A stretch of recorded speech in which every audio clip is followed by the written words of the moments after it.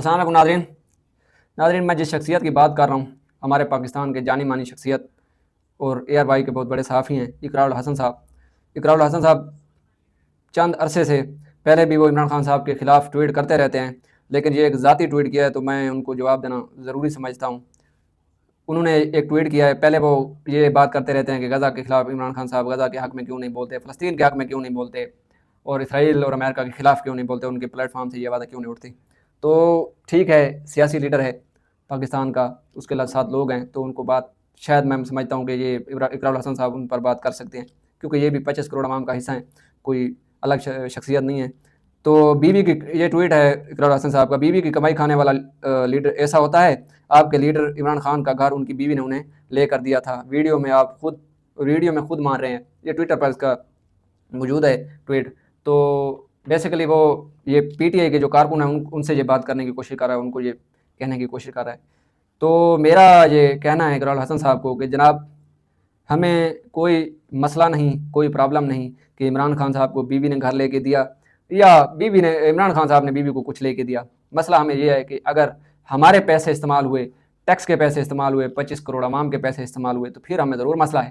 اور اس میں نہیں، یہ واضح ہے کہ اس میں عمران خان صاحب نے کوئی ٹیکس کے پیسے، کیونکہ یہ عمران خان کی حکومت سے بھی پہلے کا معاملہ ہے تو اس پر انہوں نے بات کی ہے۔ ایک صحافی کو نا نیوٹرل ہونا چاہیے، صحافی کو بات کرنی چاہیے اپنے لوگوں کے لیے، مظلوموں کے لیے، ملک کے جو مسائل ہیں ان پر بات کرنی چاہیے۔ صحافی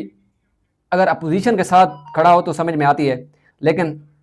کوئی ایسا صحافی جو ہر آنے والے اقتدار کے ساتھ کھڑا ہو، اس صحافی کی ہمیں سمجھ نہیں آتی، اس کو ہم صحافی نہیں کہتے، ہماری زبان میں ایک اور لفظ استعمال کرتے ہیں، وہ پاکستانی اچھی طرح جانتے ہیں۔ اقرار الحسن صاحب غزہ کے لیے، فلسطین کے لیے اور اسرائیل کے خلاف جب اقتدار میں تھے، عمران خان کی جو آوازیں ہیں وہ دنیا نے سنی دیکھی، اور جو انہوں نے آوازیں اٹھائیں، پہلے بھی اسرائیل کو پہلی دفعہ یہ جہریت نہیں کر رہا، پہلے بھی انہوں نے یہ کرنے کی کوشش کی ہے۔ عمران خان صاحب کا دور تھا، آپ کو شاید معلوم ہو تو شاہ محمود قریشی صاحب اقوام متحدہ کے اندر بیٹھ گئے تھے کہ جب تک اسرائیل سیز فائر نہیں کرے گا ہم یہاں سے اٹھنے والا نہیں ہیں۔ تمام اسلامی ممالک کو جگایا، OIC میں گئے، بھاگ دوڑ کی جیسے تیسے کیا، وہ جنگ بندی کروائی تھی انہوں نے اور شہریوں کو مرنے نہیں دیا تھا۔ لیکن آپ دیکھیں کہ عمران خان صاحب جب سے یہ انتہائی حد تک غزہ پر مظالم ڈھائے جا رہے ہیں، عمران خان صاحب اقتدار میں نہیں ہیں، تو ہماری جو حکومت ہے، جو موجودہ حکومت ہے، انہوں نے کیا کیا ہے سوائے مذمتوں کے؟ یورپ کو اور اسرائیل کو کوئی فرق نہیں پڑتا، ہم یہاں بیٹھ کے گالیاں دیتے رہیں، جو مرضی کرتے رہیں، ان کو کوئی فرق نہیں پڑتا۔ اگر ہم عملی طور پہ کچھ نہیں کر رہے تو اس سے اس کو کوئی فرق نہیں پڑتا۔ تو انہوں نے کیا کیا؟ انہوں نے یہ کیا کہ جو ایک مسودہ پیش کیا گیا 20 نکاتی ڈونلڈ ٹرمپ کی طرف سے، انہوں نے کہا کہ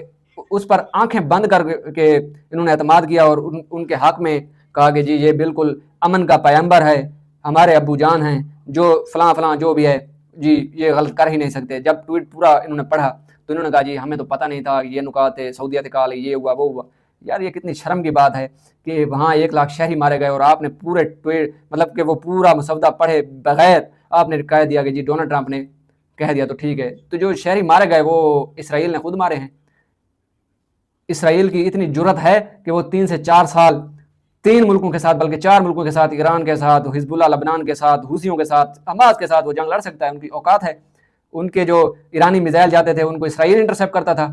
ڈونلڈ ٹرمپ سرکار انٹرسیپٹ کرتی تھی۔ جو 6 بار قراردادیں پاس ہوئیں جنگ بندی کے لیے، اس پر جو ویٹو لگایا وہ کس نے لگایا؟ ڈونلڈ ٹرمپ نے لگایا۔ تو اس کے لیے تو ہماری جو پاکستان کی گورنمنٹ ہے وہ نوبل انعام ہاتھ میں لٹکائے بیٹھی ہے کہ کیسے ڈونلڈ ٹرمپ آئیں اس کے گلے میں ڈالیں۔ تو اس کے خلاف آپ کے کتنے ٹویٹ نکلے؟ اگر آپ کو ٹویٹ کرنے ہیں، اگر آپ واقعی ہیومنسٹ ہیں اور انسانیت کے لیے کام کرتے ہیں تو پھر ہر مظلوم کے ساتھ آپ کو کھڑا ہونا چاہیے۔ اس ٹائم میں یہ سمجھتا ہوں اور یہ پاکستانی عوام یہ سمجھتی ہے کہ عمران خان صاحب خود ایک مظلوم ہیں اور وہ اپنے لیے آواز ہی نہیں اٹھا پا رہے دنیا میں، تو انہوں نے کیا ہی کسی کے لیے کچھ کرنا ہے۔ تو برائے مہربانی ذاتیات پر بات مت کریں، سیاست پر بات ضرور کریں۔ آپ صحافی ہیں، کوشش کریں کہ لوگوں کے لیے بات کریں، لفافی نہ بنیں، صحافی بنیں۔